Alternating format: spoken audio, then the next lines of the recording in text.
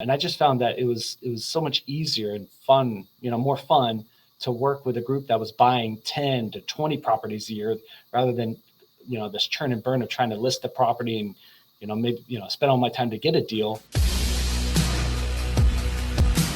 So Josh, what's the best kept secret to commercial real estate syndications or syndicates, the way that, and how would you define that? Because I don't want to also put that in a box, right? It could be brokerage, it could be networks, it could be brands, right?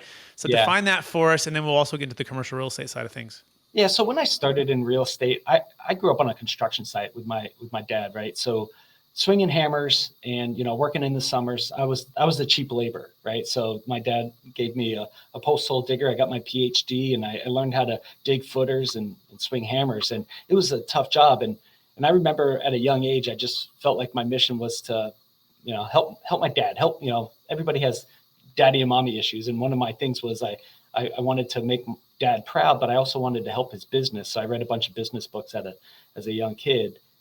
But, I saw these people. I'm working, for an hourly wage in the Florida sun, floating trusses or, roofing.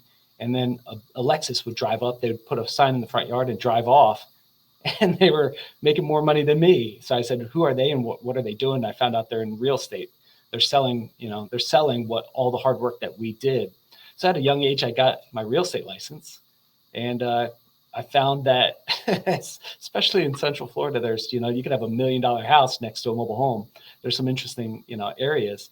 And I just found that I didn't really work well with the residential world, listing a home for, Grandma Susie and then showing it to 100 people and then getting, a $300 commission check wasn't for me. So I started working with investors. And this is where I learned a little bit about what it means to be a syndicator, what it means to be a networker, a connector. Because a lot of times I would go and I would get my own deals and then I would syndicate the deal out, right? So I'd find a deal, I'd lock it up, and then I would wind up selling the deal to an investor or an investment group. And I just found that it was so much easier and fun, more fun to work with a group that was buying 10 to 20 properties a year rather than, this churn and burn of trying to list the property and, maybe, spend all my time to get a deal. And then, one deal, $300. I'd rather do 10 at a time. So I guess that's kind of how I got into real estate. Cool. Let me connect the dots here. Okay. So you're on the job site. By the way, I had a similar story. I grew up in the Bay Area with my dad, custom homes, room additions.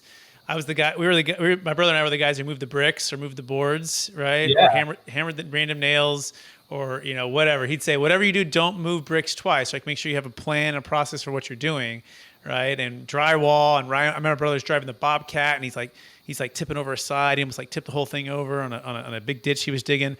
But you're sitting there and you're like, wait, we've been working like, 8, 9, 10-hour days. That person just drove up for a few minutes, put a sign out front. And how much are they making? And you're going like, oh my gosh, okay. A, and then B, so you went to real estate. And then you also looked around and said, wait, there's also people putting these commercial real estate deals together. And how much are they making? Right? So in other words, you're connecting the dots and you're bringing people together to make sense of it. Is that a fair summary so far? Yeah.